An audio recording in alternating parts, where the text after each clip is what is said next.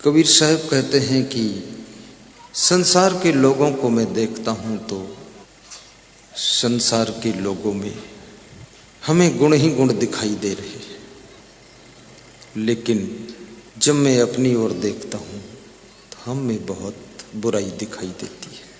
और जब तुमको तुम्हारी कमी दिखाई देने लग जाती है तो तुम्हारा अहंकार टूटने लग जाता है। इसलिए अहंकार कभी भी अपनी कमी को स्वीकार नहीं करता है, और जब उसकी गलती तुम पकड़ने लग जाते हो तो अहंकार अपने छोटे भाई क्रोध को भेजता है कि तुम भिड़ो जाकर के, अन्यथा अहंकार टूट जाएगा, क्रोध पैदा हो जाता है। इसलिए तुम्हारे घर में तुम देखते होगे जब कोई गलती करता है तो गलती के बाद वो क्रोध भी करता है। क्रोध क्यों करता है, गुस्सा क्यों करता है? क्योंकि वो इसलिए गुस्सा करता है कि तुम डर जाओ और मेरी गलती के बारे में बात मत करो। तुमको डराता है, परंतु कोई डरे या ना डरे, सत्य सत्य है, झूठ झूठ है, जो है सो है। और जिसके अंदर गलतियां निरंतर बढ़ती जा रही हैं, उसके जीवन की नाव दुख की दरिया में डूबने वाली है। 10 मिनट का समय निकालकर आत्मावलोकन कीजिए, अपने आप का निरीक्षण कीजिए कि मेरे अंदर क्या क्या अच्छाई है और क्या क्या बुराई है। जब तुम विकास नहीं कर पाते हो तो अपने माँ बाप के ऊपर, सास ससुर के ऊपर, पति के ऊपर, पत्नी के ऊपर, भाई के ऊपर गलती थोप देते हो और तुम कहते हो उनकी वजह से मैं डेवलप नहीं कर पाया। और जब तक मनुष्य दूसरों के ऊपर गलतियां थोपता रहता है तब तक उसके जीवन में कोई नया रास्ता, नई रोशनी नहीं मिल सकती है। जब वो अपनी गलती को स्वीकार करके सुधार करता है, परिवर्तन करता है, तब उसकी जिंदगी में एक नई ज्योति जलती हुई दिखाई देती है और तुरंत एक नया द्वार खुलता है और उसी द्वार के माध्यम से सफलता का द्वार आता है। तुम यदि घर के मुखिया हो तो घर के लोगों को समझाना, अनुशासन में रखना, संभाल के रखना, कभी कभी उनको डांटना और प्रेम देना, ये तुम्हारा धर्म बनता है। क्योंकि अनुशासन विहीन मनुष्य पशुओं से भी नीचे गिर जाता है। नियम और अनुशासन में बंधा हुआ इंसान भगवान के लेवल में पहुंच जाता है और सत्संग में डूबे हुए लोग देवी और देवता की ग्रेड में अपना नाम अंकित कराते हैं। अभी क्या होता है, मैं बहुत से लोगों को देखता हूं मंदिर में जाकर के देवी देवताओं की मूर्ति पर फूल चढ़ाते हैं। और हिंदू धर्म में 33 करोड़ देवता है और 125 करोड़ जनसंख्या है हिंदुस्तान की। लगभग 4 आदमी पर एक देवता लगा है, फिर भी आदमी गलती कर लेता है। देवता भी हार खा गया कि या तो मुझे आदमी बना दो और या तो इस आदमी को ही देवता बना दो, ये सुधरने वाला नहीं है। इसलिए मंदिर के सब देवी देवता मंदिर छोड़कर भाग गए, वहां केवल पत्थर की मूर्ति है। और पुजारी जो पूजा कर रहा वो भी धीरे धीरे पत्थर की पूजा करते करते वो भी पत्थर दिल हो गया है, उसके अंदर भी करुणा नहीं है। कई पुजारी लोग पीछे से थप्पड़ भी मारते हैं, जो वहां लोग जाते फूल उल चढ़ाने, थप्पड़ लगा देते कि आगे बढ़ो जल्दी। कानपुर में एडीएम की पत्नी सत्संग कार्यक्रम के दौरान दर्शन करने आई, एडिशनल कलेक्टर की पत्नी। तो उसने कहा कानपुर के मंदिर में मैं गई थी तो वहाँ के पुजारी ने मेरे पीछे से बहुत जोर से थप्पड़ मारा, जोर से मारा है। तो हमने कहा अच्छा किया है। बोली बहुत चोट लगी है और मैंने उससे कहा कि तुम्हारा मंदिर बंद करा दूंगी। तो मैंने कहा एक मंदिर बंद होगा दूसरा खुल जाएगा, फर्क क्या पड़ता है। लेकिन थप्पड़ जो लग गया वो तो वापस नहीं होगा। तो मैंने पूछा क्यों मारा उसने? पुजारी ने, तो उसने बताया कि पुजारी सुबह से हजारों भक्तों को दर्शन करा रहा था भगवान के मंदिर में, लेकिन जितने दर्शन करने आ रहे थे वो कोई दान मान नहीं कर रहा था। सब फूल पत्ती चावल फेंक रहे थे, हर हर महादेव, हर हर महादेव, जय शंकर भगवान की। अब कौड़ी दान नहीं दे रहे थे। तो बोले आखिर उसको गुस्सा आ गई, उसने पीछे से जोर से थप्पड़ मारा कि यहाँ भीड़ मचा रखी है, कौड़ी दान नहीं दे तो बड़ो उधर निकलो। इसलिए कभी मंदिर में जाओ थोड़ा दान भी कर देना, नहीं थप्पड़ भी लग सकता है। लेकिन भारत देश का कंजूस आदमी, बहुत कंजूस लोग यहाँ हैं। कंजूस भी है, मक्खी चूस भी है, गन्ना भी चूस लेता है, मक्खी को भी चूस लेता है, मौसमी चूसता है, संतरा चूसता है, आम चूसता है। यहाँ के लोगों में चूसने की कला है, और दांव पा जाए तो किसी का खून भी चूस लेते हैं। बड़े चूसने लोग हैं। बकरी का खून भी पी लेते हैं। अपना दांत गिर जाता है, दांत से खून निकलता है, तो कुल्ला करते हैं, थूक देते हैं, अपने खून से नफरत है। और बकरे का खून, बकरे का मांस मुंह में धर के चबाते हैं और बकरे का खून पी लेते हैं। हद हो गई लोगों को। अपने दांत की हड्डी को, दांत एक हड्डी ही है, वो टूट जाए तो फेंक देते हैं, मुंह में नहीं रखते हैं। बकरे की हड्डी, मुर्गे की हड्डी वो मुंह में धर के चबाते हैं। धिक्कार है इन लोगों को जो बकरा, मुर्गा, भैंसा, गाय खाते हैं। इनके खाने के लिए आलू, मूली, गाजर, गेहूं, चावल नहीं है क्या? ऐसी गंदी चीज। और मछली जो खाते हुए तो बड़े हिम्मत वाले, उनको तो मैं भी थोड़ा शाबाश वीर कहूंगा, क्योंकि मछली के अंदर सब गंदगी भरी है। नाक, थूक, बलगम, टट्टी, गोबर, कोढ़ी, अपाहिज, मुर्दा, सड़ा गला सब मछली खाती है। और वो मछली को ये आदमी खाता है तो जरूर ये बहुत ताकती आती है। इतना, इतनी गंदगी का मैटर एक साथ। और फिर बोलता है इसमें विटामिन प्रोटीन बहुत है। क्या बात है! गंदगी में यदि विटामिन प्रोटीन है तो आपके घर के आसपास कुछ गंदगी हो तो उसको डायरेक्ट ले लीजिए, मछली क्या जरूरत है, पूरी ताकत आ जाएगी। मत खाना कभी मछली। तो ये डीएम की पत्नी को थप्पड़ लगा मंदिर में। दान बहुत बड़ी चीज है। दान को शास्त्रों में तीर्थ स्नान का रूप बताया गया है। जब दान करते हो उस समय तुमको तीर्थ स्नान का फल मिलता है। अभी हमारे अजय सिंह बता रहे थे, किसी व्यक्ति ने भंडारा के लिए 1 कुंटल आलू दान दिया है। 1 कुंटल आलू। भंडारा का मतलब ही होता है जिसमें जिसकी जितनी इच्छा हो, श्रद्धा हो, वो आलू, चावल, दाल दान कर देता है और सबका मिला करके बना दिया जाता है। आज कुछ माताएं कल आई थी तो आधी बोरी आटा, थोड़ा मूंग की दाल 2-3 किलो वो मुझे प्रदान कर गई। खगड़िया जिले की माताएं हैं। वो हमारे एक डब्बा दूध भी लाई थी वहां से। तो मैंने संत जी से कहा इसको संत की भंडारा में शामिल कर दो। सत्संग समागम में जितनी दिल खोल कर सेवा करना चाहो कर सकते हो। तन से करो, मन से करो, धन से करो, अन्न से करो, चावल दाल आलू से करो, तेल पीपे घी पीपे ला करके उसमें शामिल कर दो।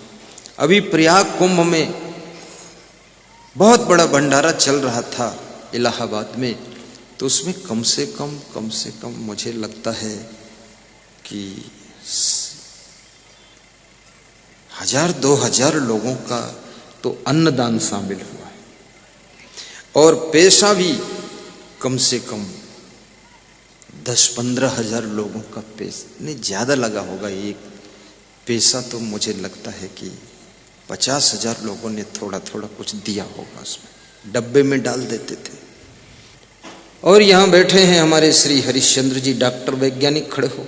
आपने भी 11,000 रुपये उस भंडारे में भेजा था। आप तो नहीं पहुंचे पर पैसा पहुंचा। और मेरे से कह रहे थे कुछ ऐसा आशीर्वाद दो, जब मैं दान देता हूँ चेक लिखता हूँ तो उसमें 11,000 ही क्यों लिखता हूँ, 21,000 लिख दूं, 1 लाख लिख दूं, कुछ आप मेरी कलम को आगे बढ़ा दो गुरुदेव। इशारे में वे हमको संकेत में समझा रहे थे कि ऐसा आशीर्वाद दो बेटों की नौकरी लग जाए तो ये 11,000 नहीं फिर 1,11,000 दान करो। ऐसा ये डॉक्टर हरिश्चंद्र वैज्ञानिक है समस्तीपुर में, आगरा में इनका मूल घर है, वहां भी मैं गया हूं। हमारे लिए नया मकान सुंदर बनाया है, 2 बार स्वागत किया है। बहुत स्ट्रिक्ट व्यवस्था रहती है इनकी। बुद्धिमान व्यक्ति, मुस्कुरा दीजिए थोड़ा। बैठिए, गुरु मंत्र भी लिया है। आज इस कार्यक्रम में श्री छोटेलाल कुशवाहा जी का परिवार तन मन धन समय श्रम दान करके अर्पित करके गुरु सेवा के लिए, संत सेवा के लिए और आप जैसे परम पवित्र आत्मा जो देवी देवता के समान विराजित हो, आपके भोजन भंडारा के लिए पूरा उन्होंने अपने घर का और धन का और मन का और दिल का दरवाजा खोल दिया है। कितना ही खर्च हो कोई चिंता नहीं, यही बात है ना।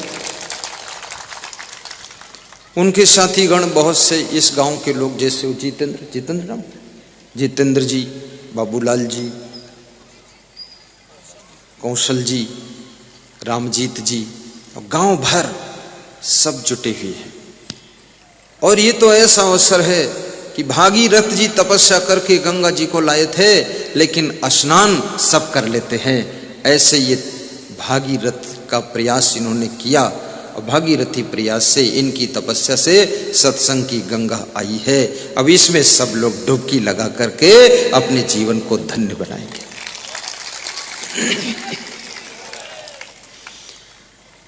तालियां जोर से बजाया करो, बजा के दिखाओ।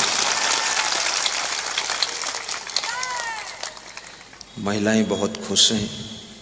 महिलाएं ऐसा लगता है ये जिंदा बैठी है। पुरुषों में कुछ पुरुष तो ऐसे बैठे हैं कि जैसे महाभारत के युद्ध में घायल होकर अधमरे पड़े। हाँ, तेज रहा करो, तुम भी कमजोर क्यों रहते हो। तो दान करना बहुत बड़ा पुण्य का कार्य होता है, इसे तीर्थ कहा गया है। इसलिए कल एक संत बोल रहे थे कुंभ मेला जैसा यहीं लगा हुआ है। कल कोई संत मुझसे बता रहा था कि हम कुंभ में इसलिए नहीं आए थे कि मुझे पता था कुंभ काशिमपुर में आने वाला है, कुंभ यही है जहां पर ज्ञानी संत और श्रद्धावान भक्त का संगम होता है। उसी जगह को कुंभ मेला कहा जाता है। ये संगम है, संतों और भक्तों का संगम स्थल है। कबीर साहिब की वाणी की गंगा बह रही है, न हरि भजस न आदत छूटी। मनुष्य तो एक है, पुरुष में आदतें अनेक है। साहिब कहते हरि का भजन करो। हरि का भजन कैसे करो? हरि का भजन, ये सत्संग सुनना भी हरि का भजन है, सेवा करना भी हरि का भजन है, सफाई रखना भी हरि का भजन है, दान करना भी हरि का भजन है, नशा व्यसन को त्याग करना भी हरि का भजन है, आपस में प्रेम से रहना भी हरि का भजन है, आत्मज्ञान प्राप्त करना भी हरि का भजन है, स्वरूप स्थिति का अभ्यास करना हरि का भजन है, मांस मछली अंडा नशा शराब जुआ बीड़ी सिगरेट गांजा चरस तंबाकू ताश आदि सब त्याग कर देना, ये सबसे बड़ा हरि का भजन है। और गरीबों को मदद करना भी हरि का भजन है। सत्संग कराना भी हरि का भजन है। भंडारा करना भी हरि का भजन है। हरि का भजन सिर्फ इतना ही नहीं कि बैठकर माला लेकर राम राम जपो, राम राम जपना पराया माल अपना, ये हरि का भजन नहीं है। ये रामायण की चौपाई बोलो और रामायण की चौपाई गा गा करके रावण का रोल अदा करो, ये हरि का भजन नहीं है। कितने लोग गाते हैं रघुपति राघव राजा राम, रघुपति राघव राजा राम, और शाम हुई तो 200 ग्राम, और पता न पावे सीता राम, ईश्वर अल्लाह तेरे नाम, रघुपति राघव राजा राम, और शाम हुई तो 200 ग्राम, पता न पावे सीता राम। शाम हुई तो 200 ग्राम दारू पी लिया। किसी प्रदेश में मैं गया था, एक सज्जन कह रहे थे कि जब दारू पीना होता है तो कंठी को पीछे कर लेता हूं, और नशा उतर जाता है तो कंठी को पीछे से घुमाकर आगे कर लेता हूं। और दारू भी पीता हूं तो ऐसे नहीं पीता हूं, मैं वैष्णव भक्त हूं, दारू में तुलसी दल डाल करके तब पीता हूं। क्या बात है।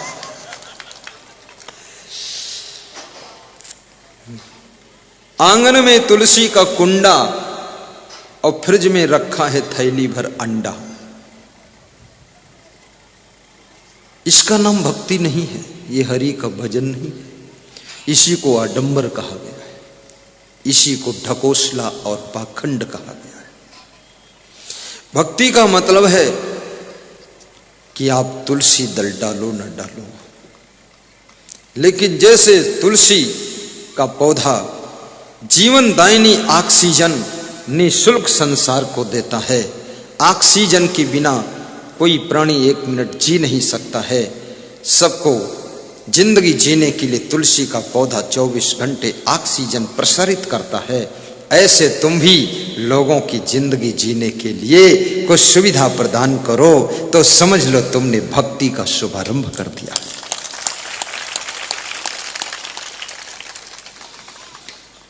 और भक्ति स्वतंत्र भी है, सकल सुखों की खानी भी है। भक्ति स्वतंत्र सकल सुख खानी, बिनु सत्संग न पावई प्राणी। भक्ति का महत्व मानस में कहा गया है कि भक्ति स्वतंत्र इसलिए है कि इसे कोई भी कर सकता है। गरीब भी भक्ति कर सकता है और अमीर भी भक्ति कर सकता है। स्त्रियां भी भक्ति कर सकती हैं और पुरुष भी भक्ति कर सकते हैं। शिवरी ने भक्ति किया था गरीबी में। आज मेरे पास में कोई भक्त फल लेकर आया तो उसको अच्छे क्वालिटी के सेव नहीं मिले थे, तो उन्होंने कहा कि भेंट करूं कि ना करूं सोच रहा हूं, साधारण क्वालिटी है। तो मैंने कहा शिवरी के बेर से तो अच्छी क्वालिटी है, लाइए आप। तो मुस्कुरा दिए कि ठीक बात है, बेर में तो गुठली भी है, सेव में गुठली भी नहीं है, और देखने में भले छोटा है लेकिन बेर से तो स्वादिष्ट ही है। और राम ने जब शिवरी के बेर खा लिए तो हम तो तुम्हारे सेव खाने में देर ही नहीं करेंगे, तुरंत खा लेंगे।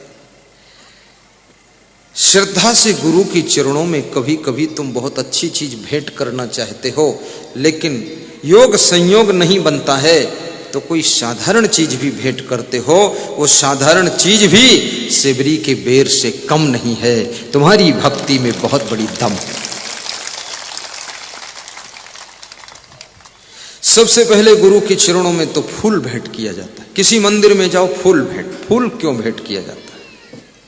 फूल, ये पुष्प भेंट करने का क्या अर्थ है, इसको समझो जरा। हे गुरुदेव, मैं फूल इसलिए आपके चरणों में भेंट करता हूं, मेरे व्यवहार को फूल जैसा कोमल बना देना, मेरे जीवन को पुष्प जैसा सुंदर बना देना, और मेरे कर्मों को सत्कर्मों में बदल करके फूल जैसी सुगंध हमारे सत्कर्मों में पैदा कर देना। मैं कहीं कर्म करूं, उसकी सुगंध पूरी दुनिया में फैल ली जाए।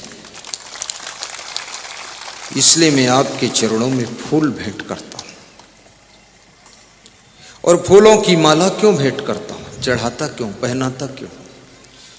जैसे सैकड़ों फूल सुई के माध्यम से धागे की सहारा को लेकर के माला गूंथ कर तैयार की जाती है, और उस माला को पुष्पों की माला कहते हैं।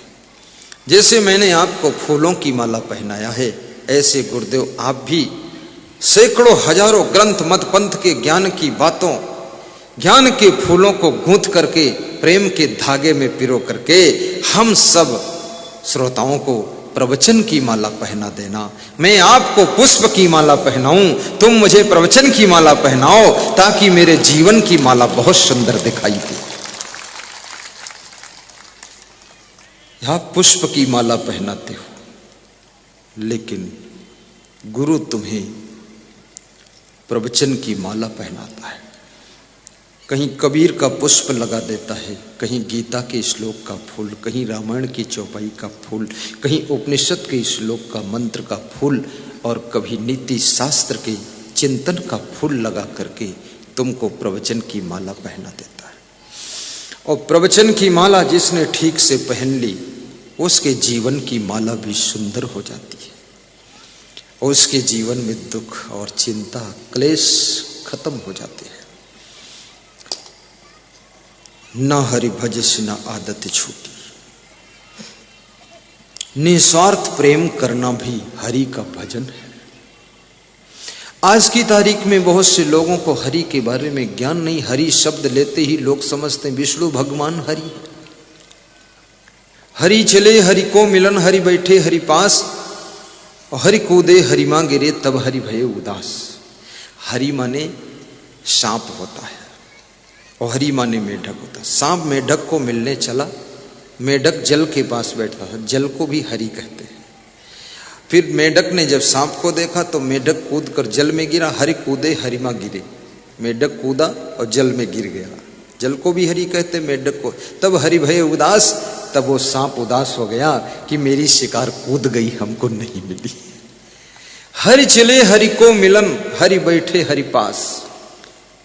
सांप जो है मेढक को मिलने चला, पकड़ने के लिए चला, और मेढक जो है जल के पास बैठा था, सरोवर के पास। तो जब मेढक ने देखा सांप आ गया तो हरि कूदे हरि मां गिरे, तो मेढक कूद कर जल में गिर गया, भाग गया। तो हरि भये उदास, तो सांप उदास हो गया कि मेरा दांव चूक गया है।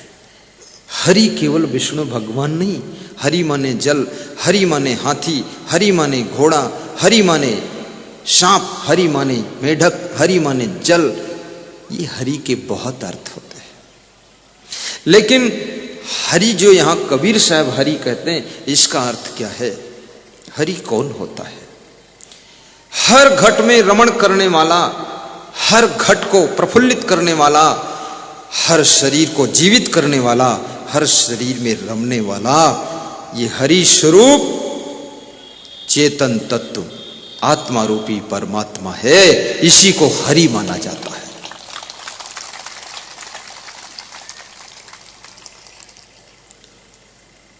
पद्म पुराण में हरि की परिभाषा पूछी गई कि हरि कौन है।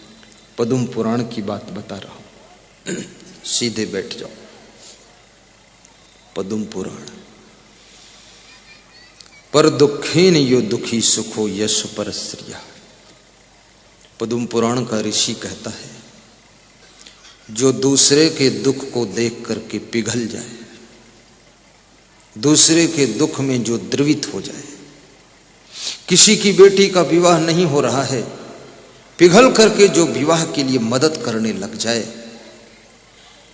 कोई बीमार है उसको हेल्प करने लग जाए, किसी के घर में कोई दुख है उस दुख को दूर करने में जो मदद करे। पर दुखेन यो दुखी, जो दूसरे के दुख से दुखी होता है, द्रवित होता है, पिघल जाता है। सुखो यश परश्रिया, और जो दूसरे के सुख को देख करके प्रसन्न होता है। ये बहुत कठिन काम है, समझना। ज्यादातर लोग दूसरे को दुखी देख करके खुश होते हैं और सुखी देख करके दुखी होते हैं। पद्म पुराण का ऋषि कहता है, जो दूसरे को सुखी देख करके प्रसन्न हो जाए। काशिमपुर के सत्संग समागम को देख करके मन खुश हो जाए कि वाह, मैं तो नहीं करा पाया, लेकिन काशिमपुर वाले श्री छोटे लाल ने, काशिमपुर के ग्रामवासियों ने, सबने मेहनत करके इतना बड़ा प्रोग्राम किया है, मन प्रसन्न हो जाए। वो व्यक्ति कौन है? आगे ऋषि कह रहा है, संसारे अस्मिन सह विज्ञा इस संसार में वो जानने योग्य है। इस संसार में उसे क्या समझना चाहिए? साक्षात हरि स्वयं, वो साक्षात स्वयं हरि का अवतार है, जो दूसरे के सुख में खुश होता है और दूसरे के दुख में द्रवित होता है, दूसरे की पीड़ा को दूर करने का बीड़ा उठा लेता है और दूसरे के खुशियों में खुशी मनाता है।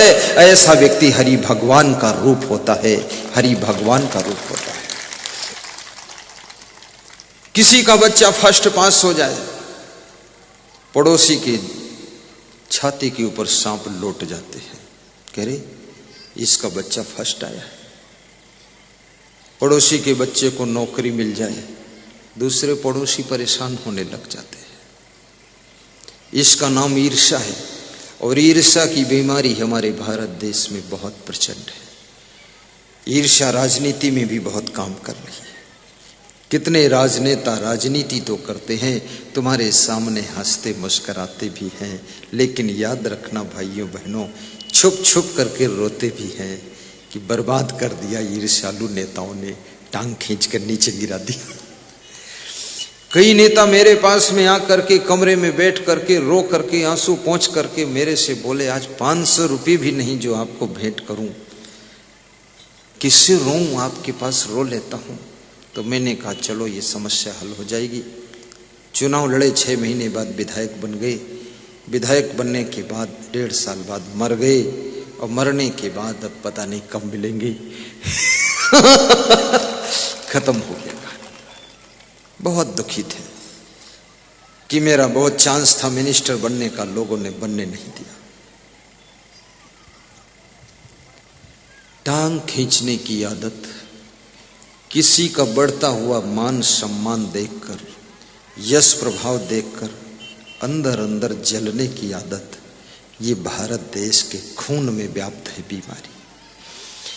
इसलिए राजनीति में आगे बढ़ना बहुत कठिन काम है, क्योंकि वहां टांग खिंचाई बहुत होती है। विरोधी पार्टी से उतना डर नहीं है, खतरा नहीं है, जितना खुद की पार्टी के चंडाल लोगों से खतरा है। खुद की पार्टी में बहुत चंडाल भरा हुआ है।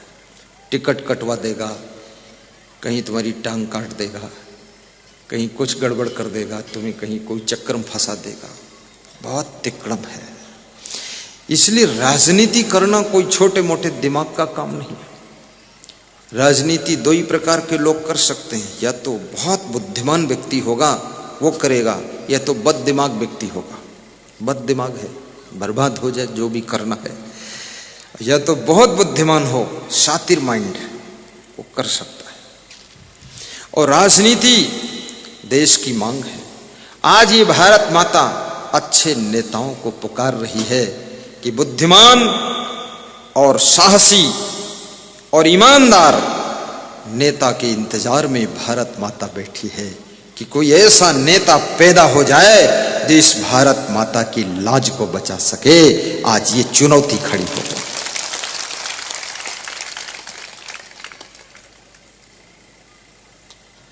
इसलिए मैं कहता हूं, यदि आपके अंदर राजनीति का गुण है तो आप जल्दी कीजिए और भारत माता के सम्मान को बढ़ाने के लिए थोड़ा राजनीतिक क्षेत्र में आकर भी सेवा दीजिए। क्योंकि राजनीति के बिना देश का सिस्टम नहीं चल सकता। राजनीति देश में प्रधानमंत्री तो कोई नेता ही बनेगा, मुख्यमंत्री तो कोई नेता ही बनेगा, हम थोड़े बनेंगे। तो तुम में से कोई व्यक्ति उभर कर आना चाहिए। संकोच मत कीजिए। कितने लोग डरते हैं, अब सत्संग से जुड़ गए, अब राजनीति में क्या हूं। नहीं नहीं, सत्संगी ही जब राजनीति करेगा तभी देश प्रदेश में बदलाव आएगा। सत्संगी होना चाहिए, कुसंगी नहीं, विषयी पामर नहीं, व्यभिचारी नहीं, थोड़ा ब्रह्मचारी होना चाहिए। ये सब एरे गहरे नत्थु खैरे से देश नहीं चलता है, देश तो बर्बाद होता है। चरित्रवान व्यक्ति राजनीति में उतरे और देश के गरीबों की हालत को समझे, अच्छे अच्छे रूल्स और कानून बना दे, मस्त कर दे सबको, राशन कार्ड बना दो सबकी, लेकिन दारू पीने का भी कार्ड बना दो। जो दारू पीना चाहता है, डर डर के क्यों पियो, छुप छुप कर क्यों पियो, चुप के बना कर क्यों पियो, दूसरे प्रदेश से मंगा कर क्यों पियो, डबल रेट खर्च कर रहे हो। इसलिए दारू पीने वालों का कार्ड है। लेकिन जिनका दारू पीने का कार्ड बने उनका राशन कार्ड रद्द कर दिया जाए, जरूरत नहीं, ये शर्त होना चाहिए। देखिए चमत्कार हो जाएगा। कम से कम राशन कार्ड के लालच में भी कुछ लोग दारू तो छोड़ेंगे। और 30 साल की उम्र से कम उम्र वाले का दारू पीने कार्ड ही नहीं बनना है। और 70 साल के बाद बंद हो जाएगा कार्ड, कैंसिल, क्योंकि ये बूढ़े हो गए, मत पियो नहीं मर जाओगे। और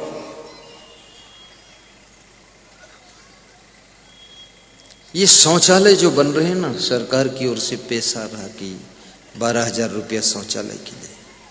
शौचालय नहीं, आप ये कहो जिसके घर में शौचालय होगा, जिस गरीब के घर में, उसको मकान बनाने के लिए 3 लाख दिया जाएगा। शौचालय 10 दिन में सब बन जाएंगे, मकान तुम बना दो, फिर सब बना देगा। यदि शौचालय है तो मकान के लिए पैसा मिलेगा, ये शर्त है। तुरंत फटाफट लोग शौचालय बना लेंगे, फर्स्ट क्लास बना लेंगे। नहीं तो ऐसे भारत देश के लोग हैं, खाना तो खाना ही है, उनको पाखाना का भी पैसा खा जाना है। ऐसे विचित्र लोग हैं, बड़ा चुट्टा भरा है भारत देश में। मैंने सुना है वो गांव का जो सरपंच है, प्रधान है, सचिव है, वो भी जंतर मंतर करता रहता है।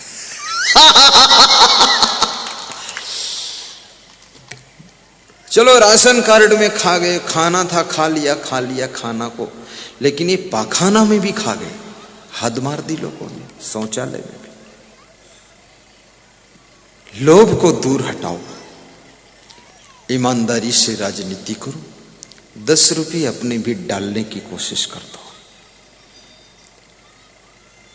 उत्तर प्रदेश में एक आदमी कह रहा था, जब से सरपंच का चुनाव शुरू हुआ है तब से मेरे दादाजी सरपंच थे, फिर पिताजी थे, फिर मैं हूं। तो मैंने कहा कैसे जीतते हो बार बार 50 वर्ष से? बोले मेरे दादाजी ने कहा है कि अपनी कमाई का 1% पैसा लगा देना ग्राम समाज की सेवा में, और इसमें से 1 रुपया मत लेना। तो मैं पूरा का पूरा लगा देता हूं, और मेरी कमाई कम से कम साल की 1.5 करोड़ प्रॉफिट है, उसमें से 1% लगा देता हूं, 1.5 लाख अपना भी खर्च कर देता हूं। गुरुदेव सारा वोट हमारे पास आता है। मुख्यमंत्री बनो, विधायक बनो, प्रधानमंत्री बनो, अच्छी बात है, बनना चाहिए। मैं भी धन्यवाद देता हूं, आशीर्वाद। मेरा किसी पार्टी से कुछ भी लफड़ा नहीं, विरोध नहीं, लेकिन थोड़ा ईमानदारी से सेवा करो। ये देश की सूरत बदलनी चाहिए।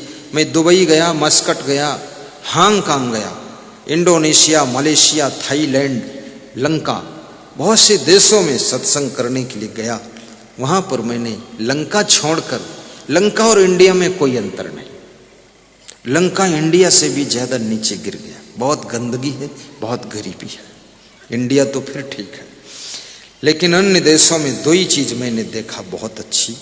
एक तो सफाई ज्यादा है, और दूसरी वहां पर रोड बहुत अच्छे हैं। वहां 4 लेन तो बहुत कम देखा, वहां पर 8 लेन, 10 लेन, 12 लेन, 14 लेन, 18 लेन, 20 लेन की रोड देखा। उस पर 400 किलोमीटर यात्राएं भी किया हमने बाई रोड से, और सारी रोडें एकदम आंगन जैसा साफ सुथरा है। हमारे देश में लोगों का आंगन भी गंदा है, आंगन में बहुत गंदगी। कितने घरों की महिलाएं तो इतनी आलसी है, झाड़ू लगा करके कूड़ा कमरे के कोने में इकट्ठा कर देती है, और पति से कहती रात भर इसकी खुशबू लो, ऐसा आइटम कहीं मिलता नहीं, मैं तैयार करती हूँ। पति पत्नी दोनों उसी कूड़ा कचड़ा के बदबू में रात भर सांस लेते हैं। फिर सवेरे कहते कुछ बीमारी लग रही, बीमारी तो लगेगी, गंदगी में सोते हो। कूड़ा कचड़ा इकट्ठा करके कूड़ेदान में डालिए, और कूड़ेदान को ढक्कन से ढांकिए, और साथ में सड़क किनारे गंदगी मत कीजिए, इधर उधर थूकिए मत, और नाखून भी साफ रखिए, हाथों को साफ रखिए और साफ साफ आटा बना करके, गेहूं धुल करके, साफ करके, फिर पिसा करके साफ हाथों से आटा माड़िए। और आटा मारते समय पसीना आ जाए तो पसीना पोंछ करके और फिर आटा मत मारिए, धो लीजिए उसको, हाथ को। नाक टपकने लगे पोंछ करके फिर आटा में मत लगा दीजिए, उधर धोइए जाकर। कितनी महिलाएं तो पसीना टपकने लगा तो हाथ से पोंछ के उसे मार देती। पति ने देख लिया, ये क्या कर रही हो? बोले तो रोज करती हूं, तुमने तो आज देखा। बोले रोटी इसलिए नमकीन लगती है? बोले ये आइटम मेरे मस्तक से ही निकलता है, खाओ। और कितनी महिलाएं तो साड़ी में नाक पोंछ लेती है ऐसे, पोंछ करके फिर कभी कभी उनके घर हम पहुंच गए तो चरण धो करके उसी साड़ी से मेरे पैर पोंछ देती हैं कि थोड़ा माल तुम भी ले जाओ गुरुदेव। ये पर्सनल फैक्ट्री का माल है, ले जाओ थोड़ा, तुम भी चिपका दिया। साधु मना करता मत पहुंचना मत पहुंचना, अरे बोले चुप, ऐसा माल दे रही कोई नहीं देता।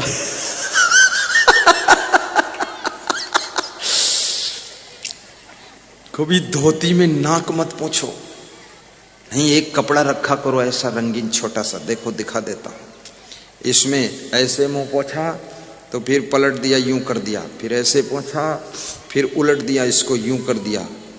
इसमें 20 पलट है, अलट पलट सलट करके दिन भर पोंछो, कल धो डालो। लेकिन तुम सफेद मत रखो कि तुम्हारे माल ज्यादा निकलता है तो थोड़ा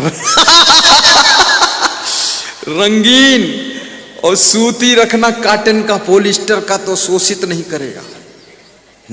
कॉटन होना चाहिए ऐसे सफाई। स्नान के पहले भी मुंह को ठीक से साफ करो, आंखों को साफ करो, ठीक से दांत साफ करो।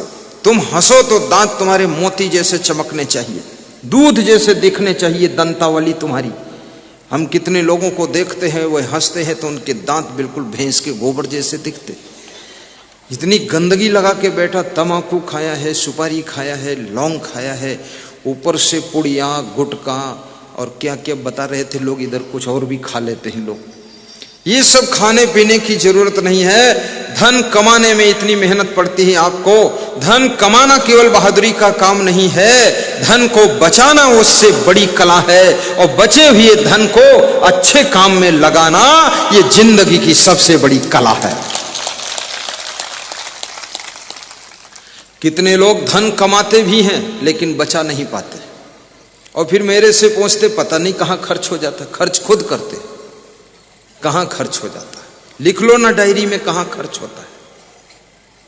जहां खर्च होता पता चल जाएगा कहां खर्च होता है। तो लिखते भी नहीं, दूसरे से पूछते घूमते। धन कमाना एक कला है, धन कमाना भी सीखो। दरिद्री बनकर मत जियो, इधर उधर गंदे बनकर मत घूमते रहो। ये बिहार प्रदेश का नक्शा बदल डालो। अच्छे अच्छे मकान बनना चाहिए पूरे गांव के अंदर। 3-3 मंजिल के मकान बनाओ। ये रोड पर मकान मत बनाओ। जब मकान बनाओ तो रोड से 7 फीट 5 फीट 10 फीट जगह छोड़ दो, चौड़ा रास्ता रहना चाहिए। और आकाश में 50 फुट ऊंचे चले जाओ। आकाश में कोई झगड़ा करने नहीं आएगा अगर 50 फुट ऊंचा मकान बना लोगे तो भी, और रोड पर 1 फुट बढ़ा दोगे तो मारपीट हो सकती है। इसलिए आकाश किसके बाप का? तुम्हारे बाप का। ऊपर बढ़ो, ऊंचा मकान, ऊपर हवा आएगी। अब कैसा बनाओ मकान, चाहे जैसा बना मकान, लेकिन अच्छा बनाओ मकान, मजबूत बनाओ मकान, सुंदर बनाओ मकान, सुविधाजनक बनाओ मकान, देखने में भी सुंदर लगे ऐसा बनाओ मकान। आज 2 मिनट में आप कहो तो मकान बनाने की कला भी सिखा दूं कि न सिखाऊं? जल्दी बोलो, नहीं तो नहीं सिखाऊंगा। तो मकान बनाना सिखाना आया है तुम्हारे कि तुम्हें जिंदगी जीने सिखाया है? ये मेरे से मकान बनवाओगे तुम, फिर कहोगे खेती करना सिखाओ, उधर चना काटो चल के। फिर भी 2 मिनट में बता देता हूं। मकान बनाना मेरा काम नहीं, लेकिन बता देना जरूरी है। जब मकान बनाया करो तो सड़क से थोड़ी जगह छोड़ करके एक बाउंड्री खींचा करो। बाउंड्री 4 फीट ऊंची, 5 फीट ऊंची, उस बाउंड्री में जगह जगह थोड़ा डिजाइनदार छेद बना दो ताकि हवा पास हो। उस बाउंड्री से फिर 10 फीट 15 फीट, अगर ज्यादा जगह है तो 20 फीट 30 फीट छोड़ दो, फिर मकान बनाओ। और बाउंड्री में गेट रखो तो गेट थोड़ा बाउंड्री को टेढ़ा करके अंदर रखो ताकि गाड़ी मुड़ के अंदर आ जाए तुम्हारे। और पर्याप्त जगह है तो बाउंड्री के साइड में 15 फीट का रास्ता दे दो, पीछे चला जाए। और फिर मकान बनाइए। मकान के पीछे 50 फीट जगह छोड़ दीजिए, उधर भी बाउंड्री पूरी खींच दीजिए। और पीछे ट्रैक्टर, ट्राली, घास भूसा, पैरा, धान, गेहूं, चना, वो सब पीछे ले जाओ। भैंस, गोबर, नांद, बैल, जानवर सब पीछे। सामने तुम्हारे साफ सुथरा रहना चाहिए। और वहां 1-2 पेड़ लगाइए हरे भरे छाया के लिए। 10-20 कुर्सी डाल दो, अपनी कार खड़ी कर दो, पास में मोटरसाइकिल खड़ी कर दो। मेहमान आए उसके बैठने के लिए खुला बरामदा भी रखो, वहां बैठकर उसको चाय पिलाओ। फूल पौधे लगा दो, उसको देखे, तुम्हारी कार को देखे, गाड़ी को देखे, साफ सफाई देखे, मकान की सुंदरता देखे। मकान के आगे जब जगह खाली रहती है तो मकान देखने भर की जगह मिलती है। और मकान सड़क पर सट के बना दिया तो मकान देखने की जगह ही नहीं, मकान कौन देखेगा। उसके बाद नीचे बनाइए। अगर मीडियम फैमिली है 3 कमरा नीचे बनाओ, 1 में सामान और 2 में मेहमान और 1 लेट बाथ किचन। नीचे फैमिली मत रखो, सामान और मेहमान नीचे। दूसरी मंजिल पर फिर 3 रूम लेट बाथ किचन। 1 में तुम रहो और दूसरे रूम में आवश्यक सामान रखो और तीसरा रूम खाली रखो। कोई तुम्हारे पत्नी की बहन आ जाए, साली आ जाए या सरहज आ जाए या कुछ समधी लमधी आ जाए तो उसको सेट कर दो। और लेट बाथ किचन। तीसरी मंजिल पर 2 कमरा लेट बाथ किचन, ऊपर बड़ी बहू को रख दो तीसरी मंजिल पर। चौथी मंजिल पर 1 कमरा लेट बाथ किचन, छोटी बहू को रख दो। और छोटे बहू और छोटे बेटे को ऊपर रख दो, जगाने मत जाओ, सोने दो। और जब इच्छा हो उनकी तो चौथी मंजिल से उनको कूद जाने दो, लफड़ा खत्म। कूदना नहीं है, कूदाना भी नहीं, ये तो हंसने के लिए कह दिया हूं। पर वहां 4 मंजिल का रखो, अलग अलग मंजिल, अलग अलग किचन, अलग अलग शौचालय। और यदि गांव में जहां तुम्हारी जगह है कम है तो उसको बेच दो। अब गांव के बाहर जहां जगह हो खरीद लो कहीं, बड़ा जगह में बनाओ मकान। गांव की घुसड़ पंच में मत घुसो, वहां किचपिच मचा हुआ है, खाम खा सब चकराचुंद मचा रखा है। ना गाड़ी जा सकती, ना बैलगाड़ी जा सकती, क्योंकि वहां तो सब बहुत झगड़ा बवाल है। दूर निकल जाओ, बाहर निकल जाओ। पूरा मकान बेच दो, वहां की जगह हटा दो, बाहर आ जाइए। और यदि गांव में जमीन नहीं है बिल्कुल, तो सब बेच करके सिटी में चले जाइए, कहीं रोड किनारे लेकर नीचे मंजिल, दूसरी मंजिल मार्केट पूरा बना दीजिए, तीसरी मंजिल पर घर बनाइए। हर महीने में 2 लाख महीना किराया आएगा, सेठ जी कहलाइए, सेठ जी बन जाइए। ऐसा विकास करिए। कोई जरूरी नहीं कासिमपुर में ही रहूं, कासिमपुर के भागलपुर चला जाऊंगा, गोराडीह निकल जाऊंगा, बिजनेस में जुट जाऊंगा। जब यहां जमीन नहीं तो यहां लकड़ में क्यों फंसूं मैं। ऐसा विकास करो। और याद रखना, दारू कभी मत पियो, जुआ मत खेलो, क्रोध मत करो, अपनी पत्नी को पीटो मत, घर को बर्बाद मत करो, और पति पत्नी लड़ाई मत करो। प्रेम से रहो, गम खा लिया करो, अहंकार न दिखाया करो। बिहार में भी पति पत्नी बहुत लड़ते हैं। भारत देश में कोई ऐसा प्रदेश नहीं जहां पति पत्नी में, बहुत कम परिवार ऐसे हैं जो प्रेम से रह लेते हैं। वह परिवार मनुष्य रूप में नहीं है, देवी देवता के रूप में है, जिनके घर में पिता पुत्र में, भाई भाई में, पति पत्नी के बीच, सासू बहू के मध्य में वाद विवाद नहीं होता है, प्रेम की गंगा बहती है। वो परिवार देवी देवताओं जैसा परिवार है और वहीं पर लक्ष्मी का निवास रहता है।